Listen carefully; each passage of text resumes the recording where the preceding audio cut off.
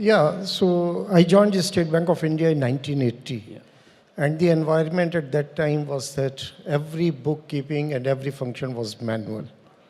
And today, when you look back in 2024, it's a completely changed world. There was a time when balancing the books, that itself used to be a huge task. The customer's money, when you are collecting or remitting, it was a pain. You would never get interest on your deposits in time. So that was the scenario. And then gradually thereafter, I would consider 1984 as a watershed moment in the history of banking, when a bipartite settlement was signed with the unions which allowed computerization of the banks. At that time, there were not many private sector banks in the form what we see today. And to give you an example, that in 1984, I was working in HR department of State Bank of India, and we acquired an electronic typewriter, yes, which cost 75,000 rupees in 84.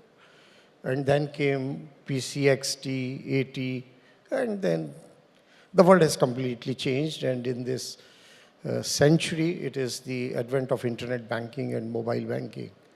Like any other service people consume, so banking is now mostly consumed through mobile banking and internet banking.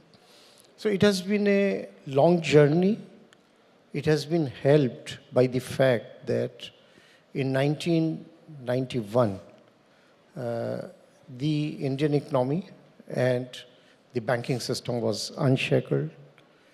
There was a rise of what we call new generation private sector banks, likes of ICICI Bank, HDFC Bank, UTI Bank, and now which is called Axis Bank.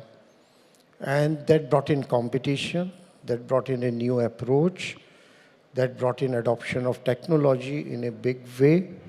And it goes to the credit of the state-owned banks that they also adopted technology and have been able to compete in the market.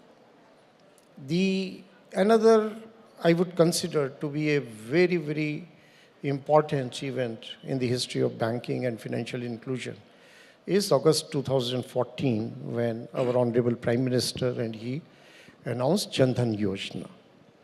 So the ingredients were there for that program to succeed. It's not that there were no financial inclusion initiatives in the past, but August 14 brought a paradigm shift, and when 35 crore accounts were opened, and that is supported by, again, technology. It is impossible to open and manage such a huge number of accounts, and that too in the remotest area of the country, unless it is supported by the technology. And of course, there was another important ingredient was the business correspondent model.